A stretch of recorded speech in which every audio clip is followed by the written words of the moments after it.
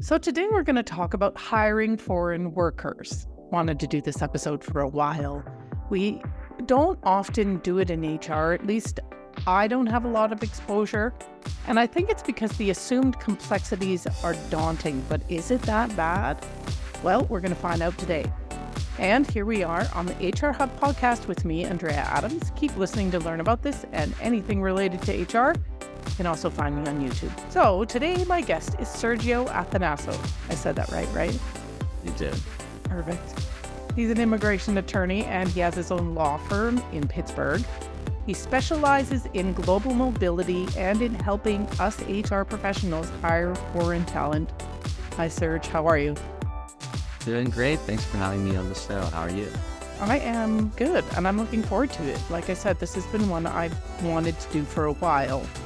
I have yet to find, a Canadian lawyer who will talk about the Canadian immigration side, but today we're going to focus on what you know, which I presume is mostly U.S. So I always dive in right away. So when HR thinks that they need to investigate hiring someone from another country, where should they start? So typically they would start with an immigration lawyer. So in my case, if an HR professional says, hey, Sergio, I have a foreign worker that I want to hire, usually the question is he work authorized or is she work authorized? Can I hire this individual at all? And I usually will say, well, does that person have a work permit? That's usually the first question.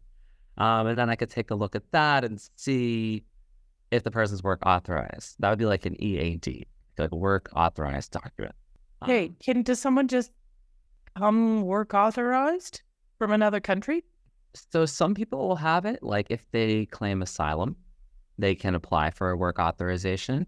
Okay. Or if they marry a permanent resident or U.S. citizen, they can get work authorization or through temporary protected status. So some foreigners do have it already. They may have already applied. That's pretty rare. But let's say an HR professional wants to hire someone from outside the country, for example, or a recent graduate, maybe that's expiring as an expiring student status. Then I would say, well, first send me their resume and their job description and let me know what country they're from, and we can do an analysis. Talk to me about that. Can you give us an overview of the process of being able to make a commitment to a foreign worker that they can come and work for you? Yeah, so, with immigration, nothing's guaranteed, but, part of the reason that I ask for the resume and the job description is to see what visa categories I feel that this position and this individual employee might fit in. So, it's kind of like alphabet soup. There's all different types of visa categories and they have different qualifications. So in my mind, I'm rapidly going to the analysis by checking their resume, which summarizes their whole background. It should have their education and then the position telling me what are the requirements for that role. What are the most common, before you keep moving on, what are the most common categories under which people are bringing foreign workers to the U.S.? I would say it's most likely the TN, which is reserved for Canadians and Mexicans. I would say the L1, which is for intra-company transfers, so companies that have a presence in the U.S. and abroad. The E2 works similarly to that. And then an O1 for aliens of extraordinary abilities. And the H-1B, which is the lottery visa for those with bachelor's degrees. So I'd say that those are probably the most used by corporations. Right. Do any of those entitle you to a green card? So some lead into them or have similar qualifications, but there's another process that you would have to start for permanent residency. It's not like you just stay for so long with these non-immigrant visa types and just get the green card. Okay. Now, how long do people get work authorization for? That's a good question, and it depends on the visa type. So like an H-1B has a maximum of 6 years, but you can request 3 years and an extension of 3 more. A TN, you can request 3 years at a time, but there's no max. You can do that for the rest of your life. Uh, so it depends. It depends. That's part of my analysis is what are the long-term goals? When is your maximum? Does the company want you long-term? So that is one of the factors I have to consider. What does someone do? I mean, I have so many questions, apparently. I have lots of questions. Thanks for kidding. That's what I'm here for. What do you do when you get to the end of the period and you're not going to renew, or you can't, or you tried and you got denied? Well, sometimes you just go home. I say that expression, you don't have to go home, but you can't stay here, or you don't go home. Sometimes that's it. It's the end of the road. I always say immigration isn't guaranteed. So that might sound cold, but, workers do take a risk when they come, or students when they come for school, and nobody promised, a permanent residency here. So, it's not guaranteed. However, I do strategize, and that's what attorneys should do, and at least monitor those maximum stays for those visa categories that have them, so that 2 or 3 years in advance, they can reach out to the employer and say, hey, do you want to start the green card process? Because now would be the time to do it. Really? 2 or 3 years? Yeah. Wow, that's a long time. Yeah, well, it depends on the category, but it could be quicker, but that's what we're seeing. It's been really slow, unfortunately. Yeah, so, you want to keep their underlying status. That's why you plan ahead, so there's no gap, or they don't have to go abroad and maybe consular process the green card to come back, because that's not, convenient. No one wants to lose an employee. Mm-hmm. How do you feel like the volume of your work has gone down now that people can work remotely?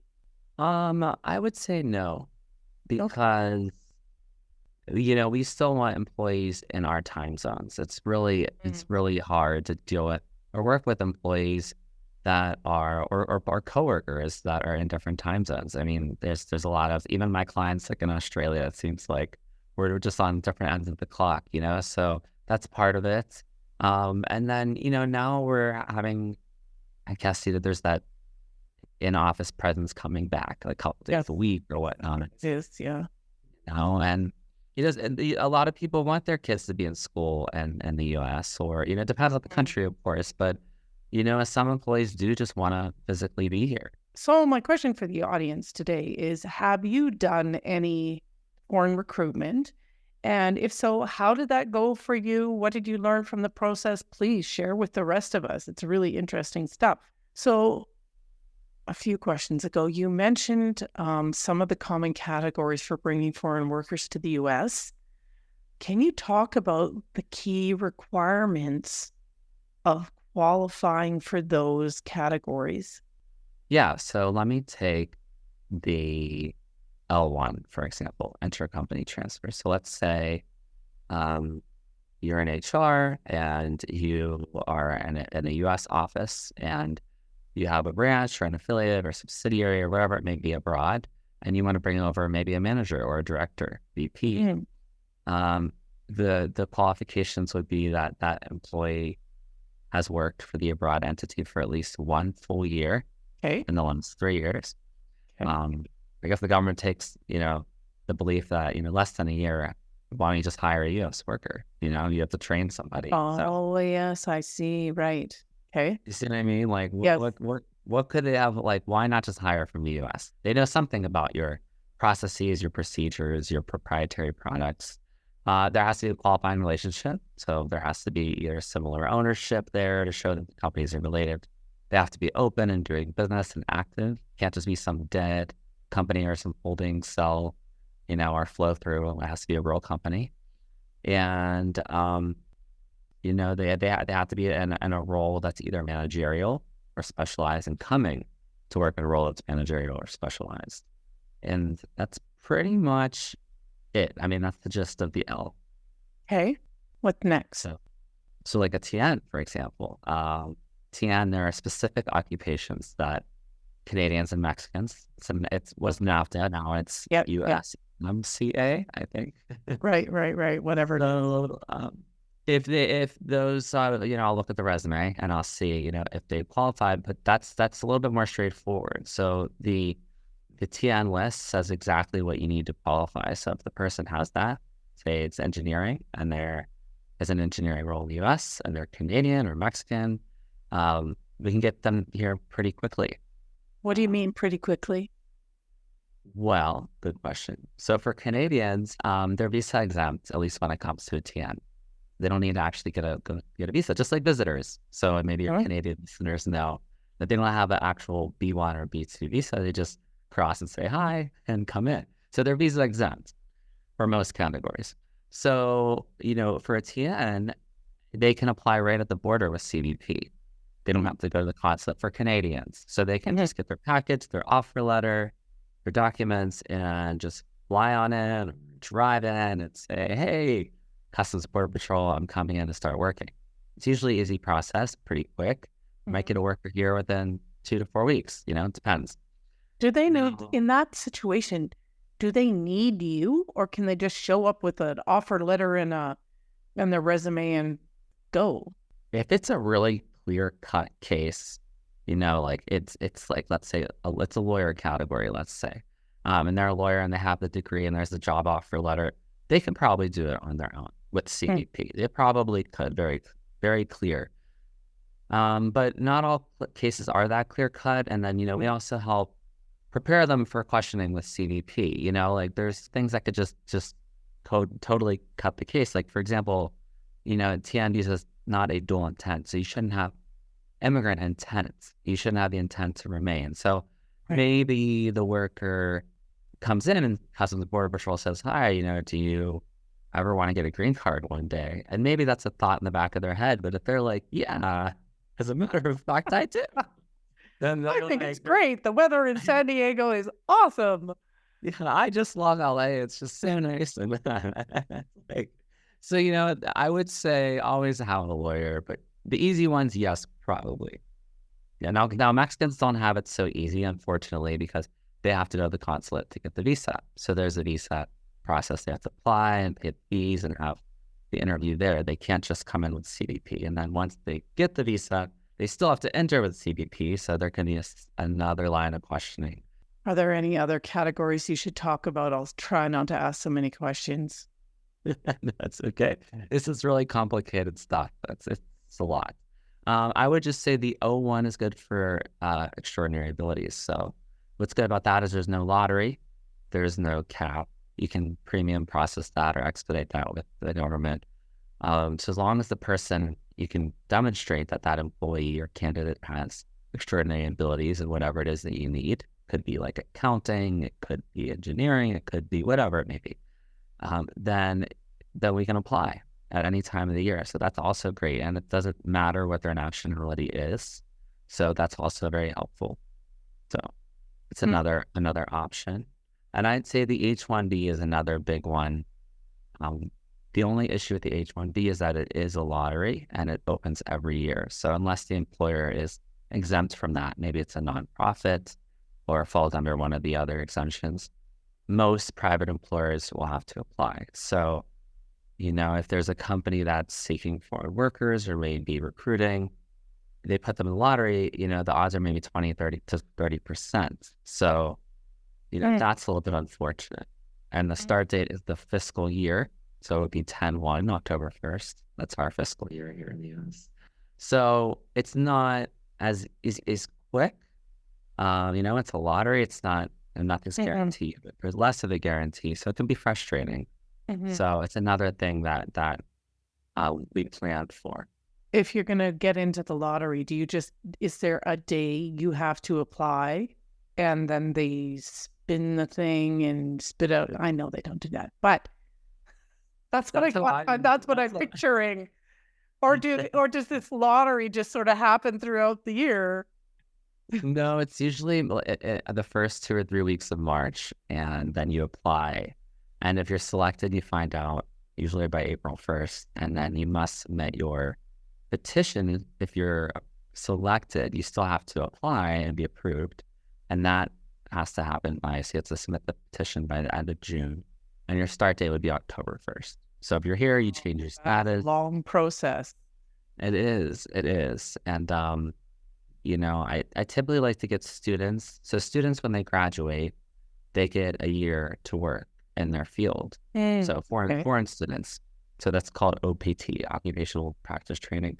And if they're in a STEM field, science, technology, engineering, or math, they get 2 extra years. So I like to use those 3 years to apply for the lottery every year. Because, if you apply every year for 3 years, then your odds are better. Yeah. Your chances, if it is 30%, you just do the stats there. And Right. can you talk a little bit about the advantages of hiring foreign workers from your experience? I would say the advantages are, some cultures, they would have a little bit more of I don't know what the right word is, but maybe you have an output-input job and you just need somebody loyal and you need a worker that maybe isn't so confrontational or works well with others. And maybe you can find that in foreign workers. Also, because their immigration status is dependent on their work and employment, you get a loyal worker, whether they like it or not, for the most part. Because porting or changing employers isn't necessarily easy. You have to have a job offer and then they have to apply for you, or you have to make travel or re-enter.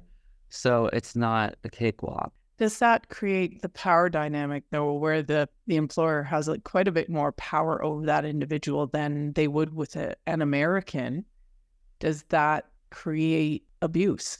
I don't think so, because you still have all the HR protections and, the human rights protections or whatever the worker protections are in the United States. It's not like they don't apply. So, they still couldn't be treated poorly. They'd have to be paid, adequately, and depending on the visa type, it would be sometimes at the prevailing wage for that area. So I don't think so, but if somebody's unhappy, a foreign worker's unhappy, they couldn't leave as easily.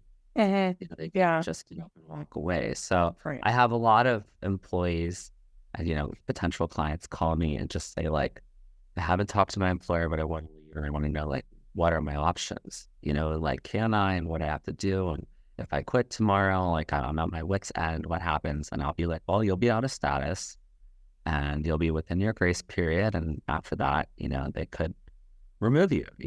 So I have to have those conversations. What might surprise people about the process, and I suppose surprise HR people about applying for any one of these visas on behalf of a worker you want to bring to the country? Kind of like how you feel. It's interesting and it seems a little complicated, but, once you get it down to a rhythm, working with an attorney or whatever it may be, I think it becomes streamlined and a bit easier. And then you realize that this isn't so bad. And you're, maybe your company is benefiting from this process in many ways. And, sometimes companies ask about the costs, but, I'm like, you can work this in as almost like a bonus, maybe you give bonuses, but maybe you help with the immigration. I mean, it's not that costly, it's, you get hopefully a good worker. That's I think it's just a learning curve. I hope that more HR professionals learn about this, because especially now where it's hard to find talent, it's like you have the whole world. The world is your oyster, so to speak. What are some challenges maybe you haven't mentioned yet about around hiring foreign workers? I would say the challenges are timing. I would say it might be difficult. I mean, most people or companies, they just want someone to start tomorrow. Yes.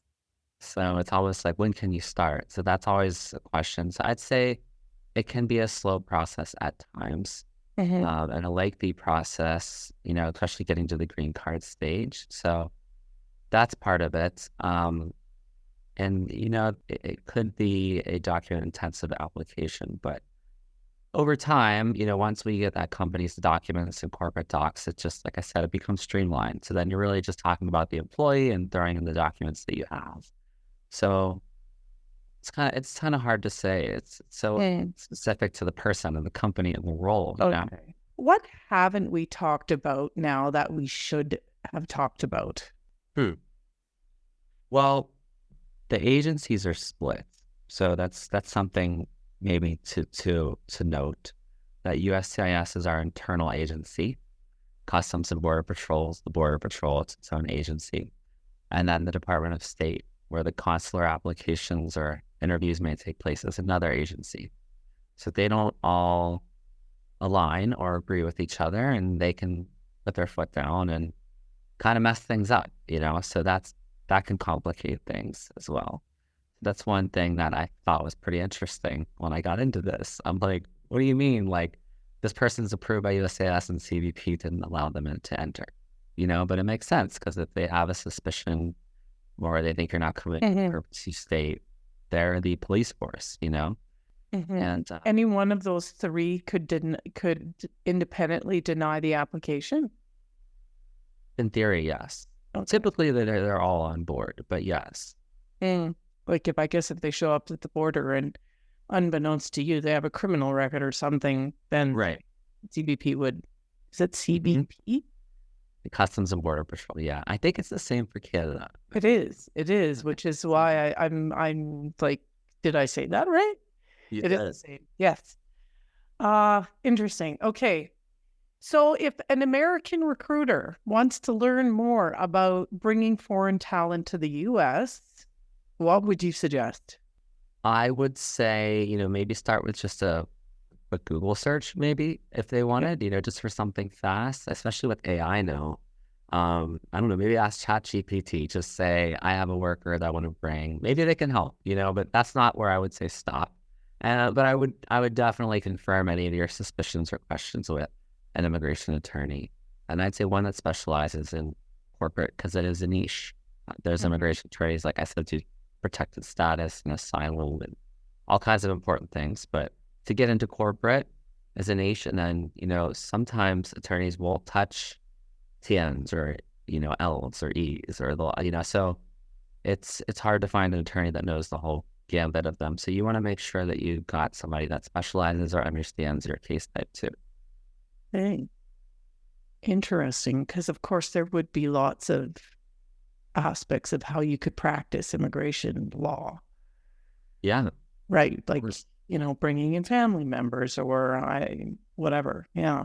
Exactly. Or, some just get their niche. Like, they do MMA fighters. I know someone does just like all the MMA fighters. I'm like, how freaking cool, like from Brazil and like God knows. So, and that's just like their business model, It doesn't mean that another attorney can't do it, but there are some that are just like, that's my thing. That's what I like to do. MMA fighters, I guess they need visas too. They do. It all depends how long they're staying, and right. They're going to be compensated, and is it just one thing, and are they going to get a reward?